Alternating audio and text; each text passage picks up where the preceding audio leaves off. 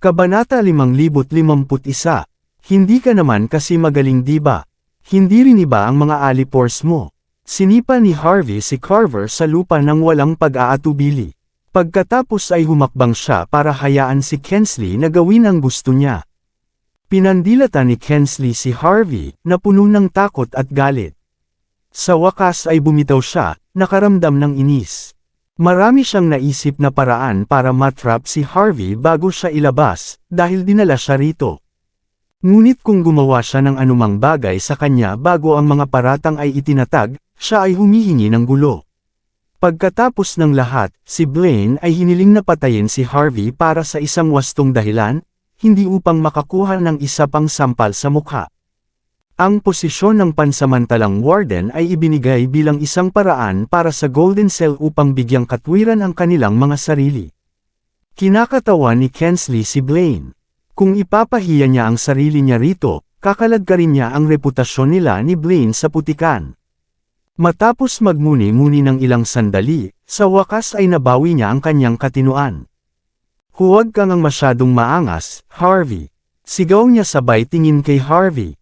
"Kapag tapos na kami sa pamamaraang ito, personal kong puputulan ang iyong braso at ikaw ay pagbabarilin." Hinayaan lang ni Kensley na hawakan ni Blaine ang mukha niya. Ang paghawak sa kanyang mukha sa harap ng napakaraming tao ay sadyang walang pakundangan. "Tapos na sa procedure. Sa tingin mo ba sisingilin ako para sa kahit ano?" Hamalakhak si Harvey. "Ano sa tingin mo didimanda ako? Dahil nakalabas siya sa kulungan. Hindi mo ba naisip na ito ay nakakatawa? Ako ay isang modelong mamamayan lamang na nagulat ng isang insidente. Nakapatay ako ng tao. At least ipakita mo sa akin ang patunay na ginawa ko iyon. Sa tingin mo kaya mo akong itago dito ng walang matibay na ebidensya? Sa tingin mo paano mo gagawin iyon? Gamit ang iyong fucking face. Bakit hindi mo sabihin kay Blaine na siya mismo ang lumapit sa akin imbes na magpanggap ka dito? Nagsasayang lang ng oras. Maaari akong pumunta at umalis kung gusto ko. Bukod sa pakikipaglaro sa akin, ano pa ang maaari mong gawin? Sa tingin mo makakaalis ka ng ganun lang?" Malamig na pinandilatan ni Kensley si Harvey. "Nag-o-overestimate ka sa sarili mo, Harvey. Kahit walang ganitong pangyayari, hindi mo mapangangatwiran sa iyong sarili ang pagkamatay ni Ang. Sinabi sa amin ng mga nakatataas sa pamilya Jean na ikaw mismo ang nagparalisa sa kanya." Napabuntong hininga si Harvey, saka tinuro ang kanyang noo. "Pwede mo bang gamitin kahit minsan ang utak mo? Alam mo na nakita ng lahat na binugbog ko siya. Pero hindi ko siya pinatay. Kung gayon bakit ako kakasuhan? Karamihan, babayaran ko lang siya ng ilang libong dolyar sa pagre-retiro. Pagkatapos mong maparalisa siya, sinundan mo siya bago itinulak sa kanal para malunod." Bulalas ni Kensley. "Natatakot kang maghiganti siya sa iyo sa hinaharap. Iyon ang dahilan kung bakit nagpasya kang alisin ang problemang ito ng isang beses at para sa lahat. Dahil wala kaming pruweba ngayon, hindi ibig sabihin na hindi na namin ito mahahanap mamaya. May sasabihin ako sa'yo, malapit nang mabubunyag ang katotohanan. Hahanapin namin ang patunay." Hamalakhak si Harvey. "Paano kung hindi ko talaga siya pinatay? O sa halip, nabaldado lang siya? Akala mo ba dudumihan ko ang mga kamay ko para sa kanya? Sino sa tingin mo ang minamaliit mo, Kensley?" Ang matatalas na salita ni Harvey ay agad na sumisira sa tiwala sa sarili ni Kensley. Nagbago ang ekspresyon ni Kensley, at para siyang mababaliw pero pinigilan niya ang kanyang sarili. Huminga siya ng malalim, at tinitigan ng ilang saglit si Harvey bago tuluyang nagsalita. "Tama na, Harvey. Walang kwenta ang bibig mo. Hahanapin namin ang patunay. At ngayon, kailangan mong makipagtulungan sa amin. Siyempre, maaari mong subukang tumanggi. Pero kung gagawin mo, natural lang na bugbugin ka namin." Nag-gesture si Kensley, saka pumasok sa kastilyo. Kumunat ang noo ni Harvey, kita niya ang mabangis na tingin sa mga mata nito. Halatang pinipigilan siya ng aura nito, pero siya pa rin ay nagagawang mamulat sa mahalagang sandali. Isa lang ba siyang mahirap na kalaban na harapin? O may ebidensya ba talaga siya laban sa kanya? Naglakad si Carver sa tabi ni Harvey at pinapasok siya, na may pangit na mukha. Harvey crossed his arms at tahimik na pumasok sa main hall. Hindi siya mapakali na mag-aksaya ng oras sa isang maliit na tao tulad ni Carver. Maraming kagamitan sa pagpapahirap na inilagay sa magkabilang panig ng bulwagan, at kahit na ang kagamitan ay nahugasan, may malakas pa ring amoy ng dugo. Paminsan-minsan ay may tunog ng hiyawan, walang nakakaalam kung anong uri ng pagpapahirap ang nangyari dito. Nakikinig si Harvey sa mga tunog, pagkatapos ay tumawa. At least get a better actor kung gusto mong takutin ang mga tao. Ang isang taong pinahirapan ay walang lakas na gumawa ng gayong mga tunog. Masyado kayong walang karanasan. Maraming nakita si Harvey sa larangan ng digmaan, ang mga maliliit na trick na tulad nito ay hindi sapat para matakot siya. Namilog ang mata ni Carver, malinaw na naman sa kanya na mahihirapang harapin si Harvey. Napabuntong hininga siya nang makita na huminto si Kensley sa harap niya. Ito ang panuntunan ng Golden Cell. Mangyaring maunawaan. Panuntunan. Humagalpak ng tawa si Harvey. Kung kailangan mong takutin ang bawat sospek dito ng ganito, dapat lang na magsara ang organisasyong ito ngayon din. Ipapakita ko sa iyo kung paano mo dapat gawin ang mga bagay dito. Hindi dapat hugasan ang mga kagamitan. Lagyan ito ng mas maraming dugo, at sunugin ito ng uling. Iyon ay panatilihin ang kulay mula sa pagkupas. Alisin mo ang mga halaman dito. Kung mas malawak ang lugar na ito, mas mabuti. Itigil ang pagsisikap na takutin ang mga tao gamit ang mga hangal na boses na iyon. Dapat mong gawing payapa ang lugar na ito hanggat maaari. Sa ganoong paraan, maipapakita mo ang awtoridad ng organisasyon. Lahat ay matatakot sa kamatayan kung sila ay dinala dito sa unang pagkakataon. Ang pagpapakita ay tungkol sa pagnanasa. Naiintindihan mo ba? Ganyan ka makakuha ng edge. Natahimik si Carver, na naliwanagan, at naramdaman niya ang pagnanais na itala ang lahat sa kanyang kwaderno. Hindi na nakapagpigil pa si Kensley na nasa harapan nila. Sinamaan niya ng tingin si Harvey. Kung patuloy kang tumatahol, puputulan ko yang dila mo. Napabuntong hininga si Harvey, at nagpatuloy sa pag-lecture kay Carver. Ganito ka nabigo pagdating sa pagpapakitang gilas. Wala kang dapat natutunan sa kanya. Aside from showing people your frustration and lack of self-confidence, mukha ka rin pilay. Bueno, natapos ang Golden Cell sa sandaling kontrolin ng isang walang karanasang babae na tulad niya. Anak ka ng tinapa. Kumukulo sa galit si Kensley matapos marinig ang mga sinabi ni Harvey, hindi pa rin siya nawawala ng kontrol sa sarili. Pagkatapos kumuha ng malalim na buntong hininga, pumunta siya sa mas malalim na bahagi ng bulwagan para magtanong tungkol sa sitwasyon. Kung ikukumpara sa dati, ang bahaging ito ng kastilyo ay napakalamig. Maraming tuyong dugo ang tumalsik sa lupa, at nilinaw na isa itong totoong interogasyon na eksena. Tumango si Harvey bilang paghanga, saka casual na umupo nang nakakross ang mga paa bago sinabihan si Carver na dalhan siya ng ilang tsaa. Iisipin ng mga taong wala pang nakakaalam na siya ang tunay na warden ng lugar na iyon. Saglit na nag-alinlangan si Carver, saka sinulyapan si Kensley.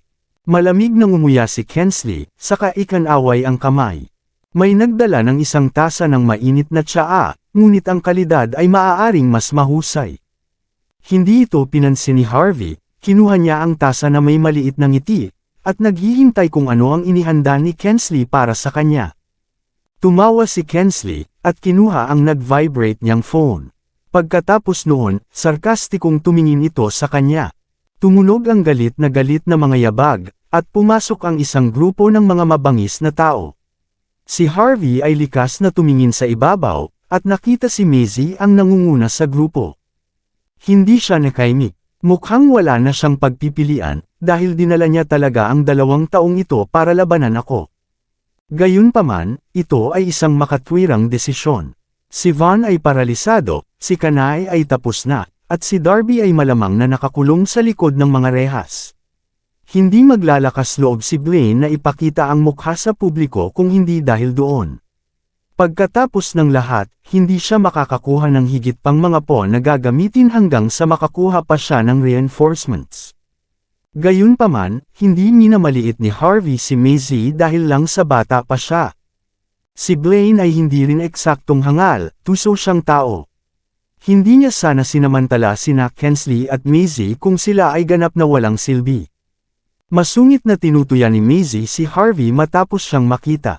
Kasabay nito, ang dalawang tao ay natitisid mula sa likuran, na itinulak pa sulong ng mga lalaking nakasuot ng pulang uniforme. Dumilim ang mukha ni Harvey. Prinsipe Gibson, Shay, bakit nandito kayong dalawa? Akala ni Harvey, hahanapin lang ni Blaine si Mandy. Sabagay, galing naman sa pamilya Jean si Ang.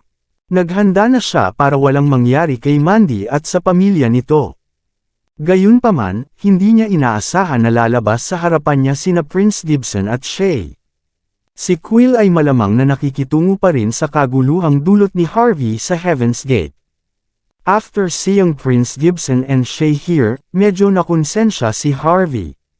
Pagkatapos ng lahat, ang Golden Cell ay hindi maglalakas loob na hulihin ang dalawa sa kanila kung nanatili si Quill sa kanyang posisyon. Ayos ka lang, Sir York. Sabi ni Prince Gibson na kumikinang ang kanyang mga mata, para bang nakita niya ang kanyang tagapagligtas. Mag-ingat ka, Sir York. Ang mga taong ito ay hindi mabuti. Sigaw ni Shay, magaling silang paikutan ang katotohanan. Huwag magpapaloko. Umiling si Harvey, wala silang magagawa sa akin. Bakit nandito kayong dalawa? Anong nangyari? Hindi mo ba alam kung bakit sila nandito, Harvey? Bago pa makasagot sina Shay at Prince Gibson, sinulyapan ni Maisie si Harvey ng isang matamis na ngiti. Ang Golden Sands branch ng Heaven's Gate ay sumunod kay Ang at pinatay siya habang siya ay lasing, lahat dahil sa iyo. Saksi sina Shay at Prince Gibson. Makakakuha din kami ng pruweba. Sinasabi ko na sayo ngayon din. Tapos ka na. Kumunat ang noo ni Harvey, saka kusang tumingin kay Prince Gibson. Mabilis na umiling si Shay. Huwag mo siyang pakinggan, Sir York. Ang sangay na ito ay may mga tao sa labas ng tahanan ng iyong pamilya upang panatilihin silang ligtas. Kami ay matapat sa batas na mga mamamayan. Wala kaming gagawing ganyan. Malamig na tumawa si Maisie. Okay, hindi ko na ibinubuka ang bibig ko kung iyan ang iniisip mo. Walang pamilya si Master Ong dahil isa siyang monghe. Gayunpaman, may iba pang mga tao na pinatay mo na nagkaroon. Tapos pumalakpak si Maisie, bumukas ang isang kahoy na pinto sa gilid, at lumabas ang isang lalaking nasa edad 50 anyos na may puting buhok. Isang magandang dalaga ang sumunod sa kanya. Nagkaroon sila ng mga pambihirang anyo, at hayagang naglabas ng hangarin sa pagpatay. Pakiramdam ni Harvey ay pamilyar sila. Hayaan mong ipapakilala kita. Ito si Mr. Faceless mula sa Faceless Group. Ito ang anak niya, si Miss Flawless, sabi ni Maisie na may malabong ngiti. Baka naman nakalimutan mo, pero ipaalala ko sa iyo, ito ang mag-ama ng taong pinatay mo. Faceless, mula sa Evermore. Pinikit ni Harvey ang kanyang mga mata, at bigla niyang napagtanto na ang mga bagay ay hindi kasing simple ng iniisip niya. Ang isang simpleng pamamaraan ay sapat na para sa kanya upang lumitaw sa Golden Cell. At kahit papaano, lahat ng kasali ay nagpakita sa parehong oras. Napakalakas ng pag-atake, mga bastos. How dare you do this to my brother? Puno ng puot ang magandang mukha ni Flawless, at tinitigan niya ng masama si Harvey. Ikinumpas niya ang kanyang kamay, at maraming mga eksperto mula sa Faceless Group ang lumapit. Kahit na ang isang sirang tao ay may mga gamit, kahit na nabigo si Faceless sa kanyang pagtatangka na salakayin ang Golden Sands, nagawa pa rin niya ang ilang martial artist sa kanyang pagtatapon. Ang Golden Cell ay nagiging napakahina. Itinulak ng mga eksperto ang mga taong nakauniporme sa isang tabi, at tumayo sa harap ni Harvey kasama ang matataas at makapangyarihang mga ekspresyon. Kusang sumugod si Prince Gibson sa harapan ni Harvey. Anong gusto mong gawin, Flawless? Huwag kalimutan, ito ang Golden Cell. Bam! Si Flawless ay humakbang pasulong, at walang pag-aalinlangan na sinipa si Prince Gibson sa lupa. Anak ito ni Quill. Kasabwat siya nang pumatay sa kapatid ko. Siguraduhin mong hindi siya makakatakas dito. Sigaw niya. Kabanata 5055. Bam, bam, bam. Lalaban na sana si Prince Gibson, ngunit masyadong malakas ang mga eksperto mula sa Faceless Group. Mabilis nilang pinigilan siya nang walang anumang pagsisikap. Stop! Golden Cell ito. How dare you hit him? Galit na sigaw ni Shay pero hindi siya pinansin ng lahat. Pinikit ni Harvey ang kanyang mga mata. Nang malapit na siyang kumilos, ipinakita ni Faceless ang isang mahaba at manipis na pilak na tubo. Ang kanyang biglang naging malungkot na ekspresyon. Bigla niyang naalala ang killer move ng Mythical Council Royal Flush. Hindi magiging mahirap para sa kanya na iwasan ang pag-atake, ngunit malamang na mamatay sina Prince at Shay sa pagsabog. Palihim na nagbabanta si Faceless kay Harvey. Stop! Kayong lahat! Matapos ipagpag ang mga gwardya ng Golden Cell, humakbang si Shay sa harap ni Prince Gibson, na ibinuka ang kanyang mga braso. Tama na, kahit anong mangyari, mali ang pagpalo sa mga taong ganito.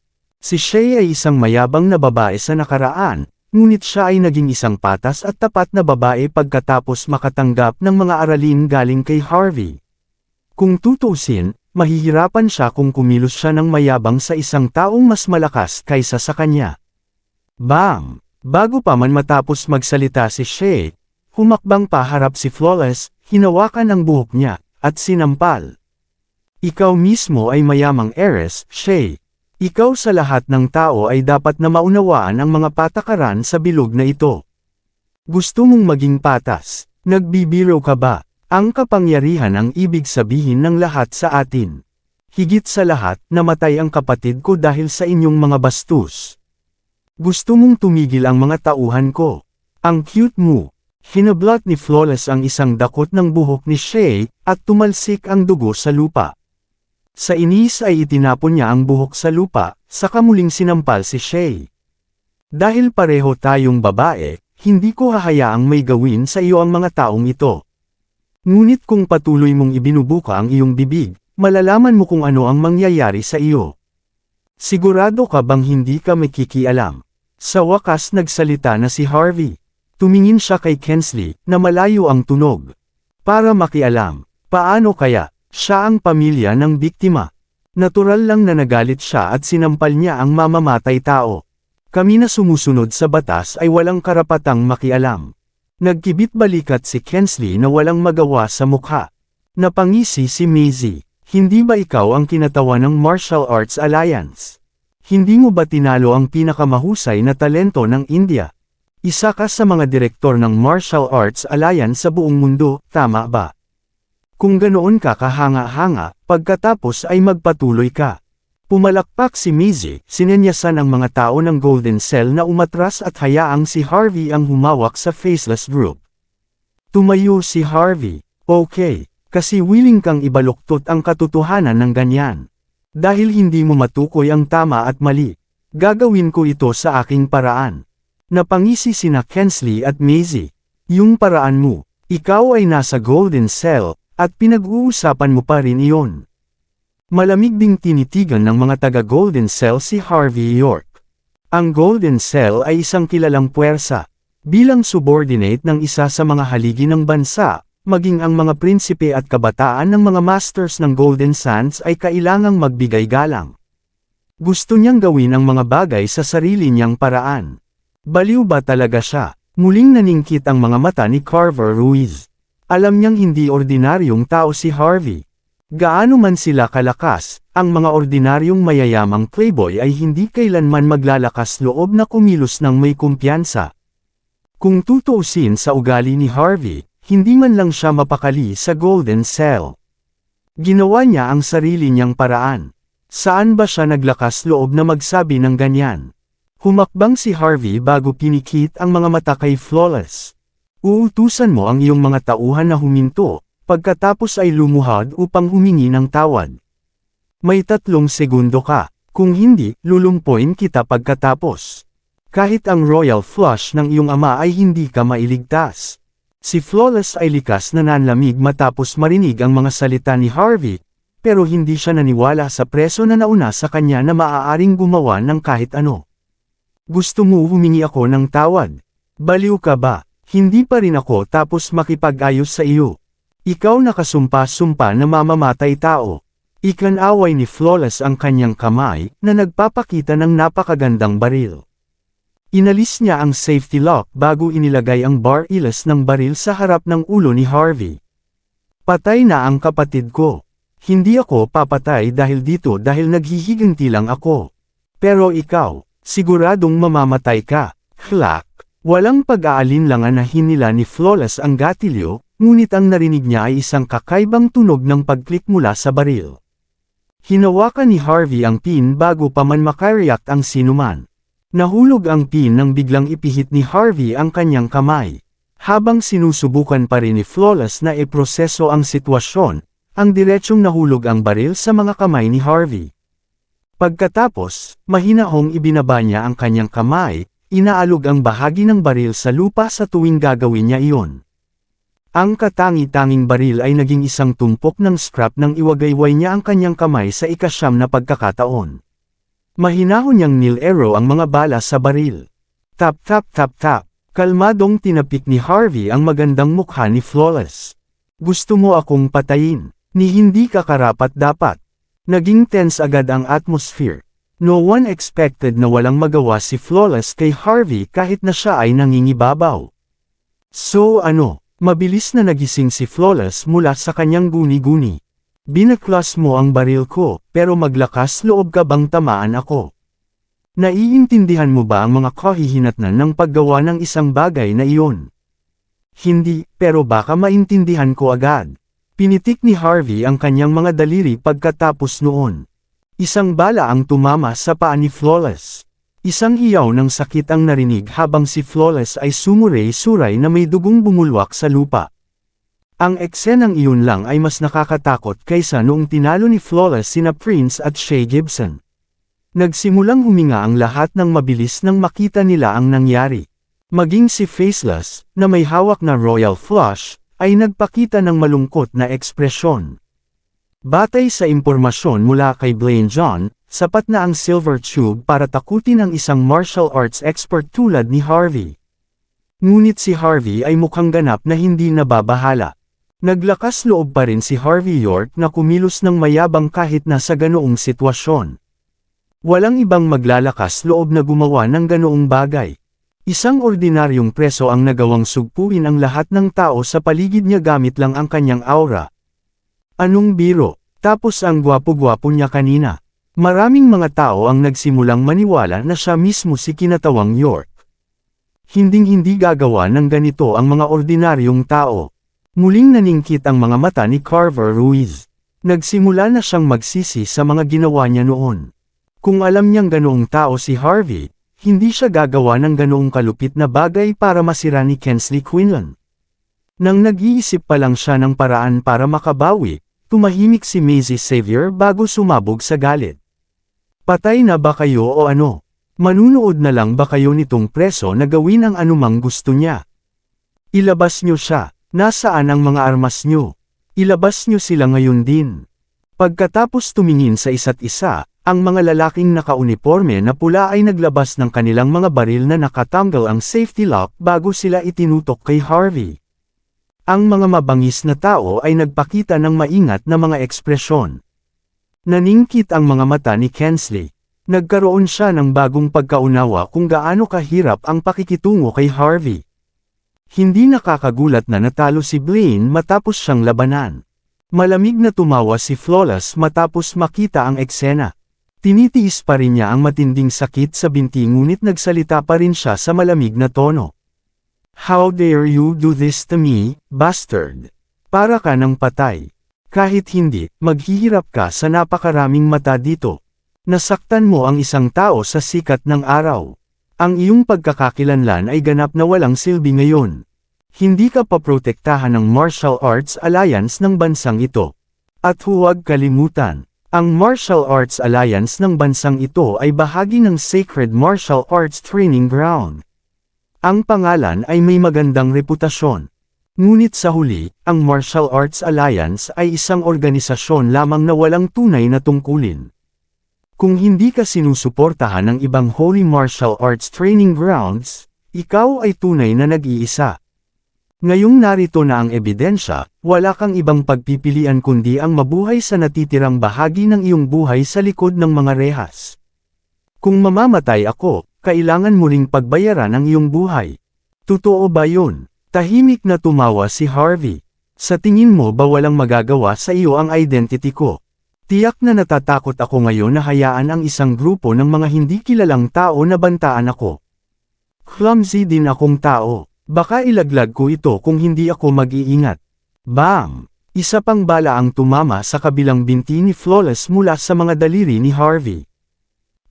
Napasigaw si Flawless sa sakit bago bumagsak sa lupa. Nawala ng kulay ang mukha niya. Hindi niya inaasahan na maglalakas loob si Harvey na gumawa ng ganoon. Pasensya na, Miss Flawless. Hindi ako magaling manakot ng tao.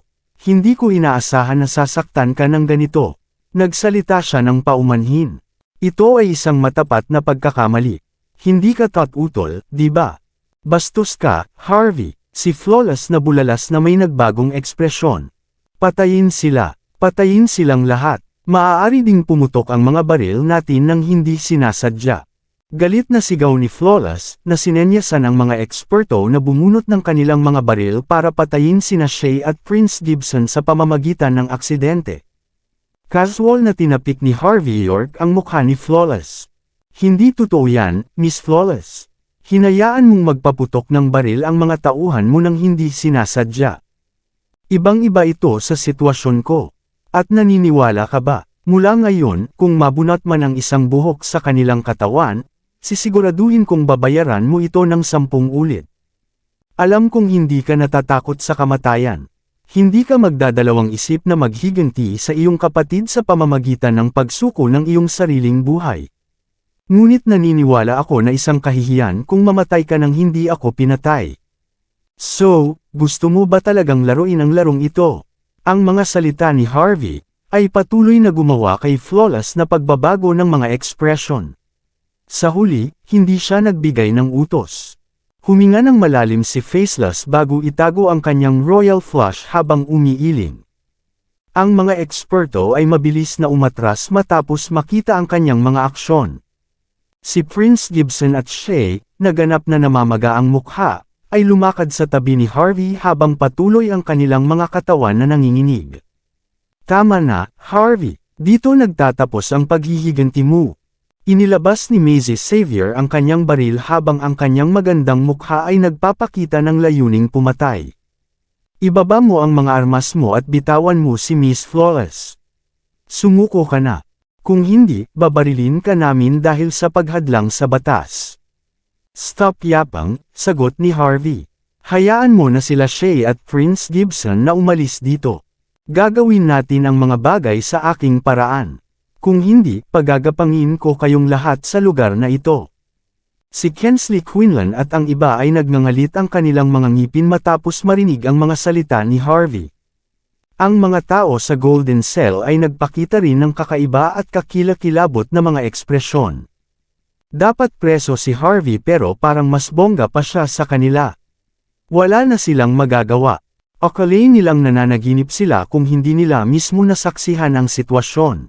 Napangiti si Flawless sa galit matapos marinig ang mga salitang iyon.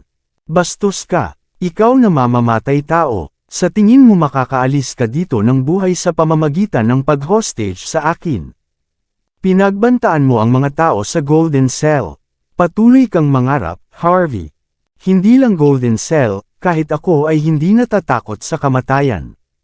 Kung patuloy kang naglalaro, wala akong pakialam na sabay tayong mamatay. Gaano ka man kalakas, hindi mo kayang pantayan ang napakaraming baril na ito. Kalmadong ngumiti si Harvey bago nagpakita ng isa pang bala sa kanyang kamay. Hindi rin siya nagmamadaling kumilos. Siya ay mahinahon. Hinawakan ang bala sa harap ng ulo ni Flawless, na para bang may balak itong isaksak sa ulo niya. Ang mga tao ng Faceless Group ay mula sa Evermore. Bawat isa sa kanila ay isang mabigat na manlalaban na hindi takot sa kamatayan. At muli, wala silang magagawa tungkol sa isang tulad ni Harvey, na gagawa ng mga bagay na hindi makatwiran. Sa gayong mga kalagayan, malamang na hindi sila maglalakas loob na gumawa ng anuman sa kanya, kahit na ang kabayaran ng kanilang buhay. Ang mamatay ng ganyan ay walang kabuluhan. Hindi ka ba talaga natatakot sa kamatayan? Bahagyang napangiti si Harvey matapos maramdaman ang matalim na titig ni Flawless. Maraming salamat sa lahat ng sumusubaybay. Please subscribe and follow my YouTube and Facebook channel, Filipino Novel. Maraming salamat po.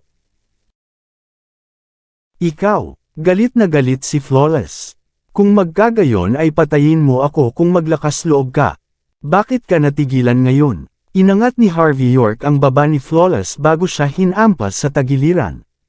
Enough! Hayaan mo na sila. Malinaw na nagtulungan kayo.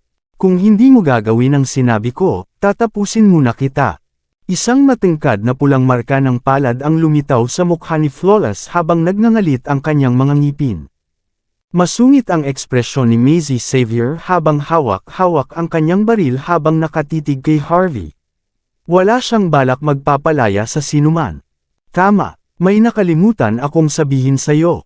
Ngumiti ng mahina si Harvey. Hindi masyadong malubha ang mga pinsalang walang kamali-mali. Iniwasan ko ang vital parts niya nang barilin ko siya. Kahit na, hindi maitatanggi na lahat ng baril ay kakalawangin ng kaunti. Kung hindi siya natetanos kaagad, baka masira ang magkabilang binti niya pagkatapos nito. Habang buhay niya ay gagamit siya ng wheelchair. Wala akong pakialam. Pero kung hindi mo gagawin, siguradong mag-aaksaya tayo ng oras sa nakatayo lang dito. Hindi naman ako nagmamadali. Naningkit ang mga mata ni Flawless matapos marinig ang sinabi ni Harvey. Mas gugustuhin siyang patayin o pahirapan ni Harvey. Ngunit hindi niya nais na maging may kapansanan sa natitirang bahagi ng kanyang buhay. Si Faceless, na naging kalmado sa buong oras, sa wakas ay ipinikit ang kanyang mga mata. Palabasin mo sila Miss Kensley. Miyembro lang sila ng Gibson family. Hindi naman ito makakaapekto sa sitwasyon. Sabay na sumimangot sina Kensley Quinlan at Maisie. Malalaman ng lahat na sila ay nagtutulungan pagkatapos marinig ang mga salitang iyon. Sa kabila nito, isang anak na babae na lang ang natitira sa kay Faceless. Hindi nila ma-justify ang sarili nila kung namatay si Flawless.